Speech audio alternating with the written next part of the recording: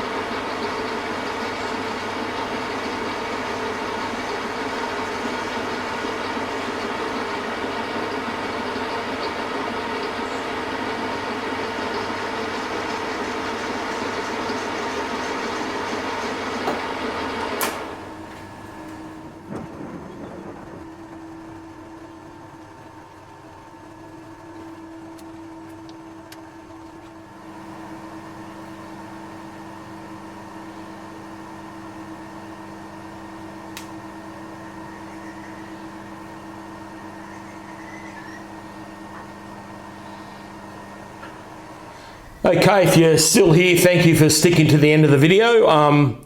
Not a very long video today, but it was a job nonetheless that needed to be done. In reflection, hey, very happy with the way it's turned out. Even with that little bit of run out in the cutter, it didn't really affect it that much, of course. So I don't have a thread mic here to mic this gear pitch up here, but look, I just followed the textbook. Whatever the figures were for the total depth of tooth or the height of tooth, took it full depth cut. I have noticed, or a lot of books will say, don't scratch cut with an involute cutter. You should really take it full depth first hit. And that's what I did here. I took it to full depth all the way through.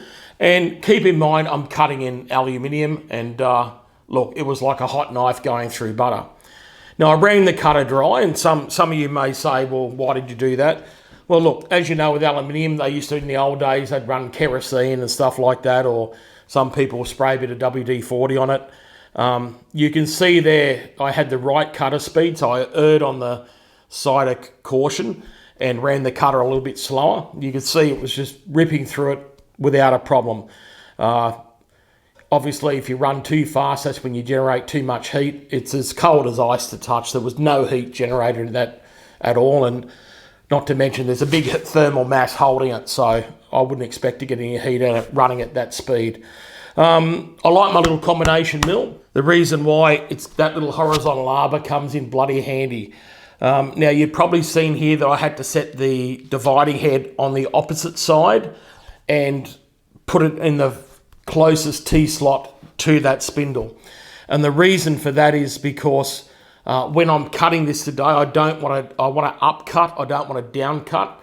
So if you go back to vertical milling theory, most manual machines, you should never climb. You should always conventional mill. There are exceptions. You can lock up the gibs and stuff like that. In CNC, I always climb mill, okay? So here, when I'm running the horizontal arbor today, I wanted to be up cutting and not down cutting. All right, and that's why I had to put it on the other side. And the reason for that is I cannot run my spindle in reverse. The way it's wired up to 3-phase, it is what it is. So I had to put it on that side, which is a bit of a pain in the backside because I'm a big bloke and it was hard for me to get around there and index it. So anyway, hey, look, I showed you on camera, it come out like a bloody perler. And anytime you cut a gear and you get it all the way around, you would have seen I took the final cut. So it's 22 teeth. And I took the first cut again, and you see there that was spot on. So I knew my indexing was correct, and I didn't skip a hole or something like that. And that's when I was teaching apprentices, that's a lot of the times they do that. They wouldn't understand that it's a simple process, but if you don't keep your eye on it, so once you know how to do it and rotate it, it's just wash, rinse, repeat, right? But a lot of them get distracted and they miss a hole, they skip a hole.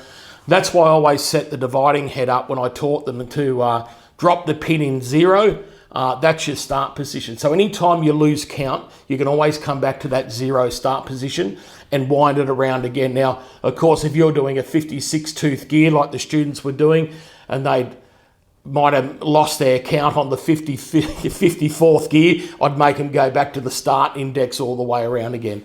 However, before we did that, we always did a scratch cut just at the front here to validate that they had their divisions correct. All right, look, hey, that's enough of me rambling on. Once again, thank you very much. I appreciate you sticking around. Look, feel free to drop me a comment. I'd love you to like the video. It helps get the video promoted. Thanks again, guys. Have a lovely day. Bye for now.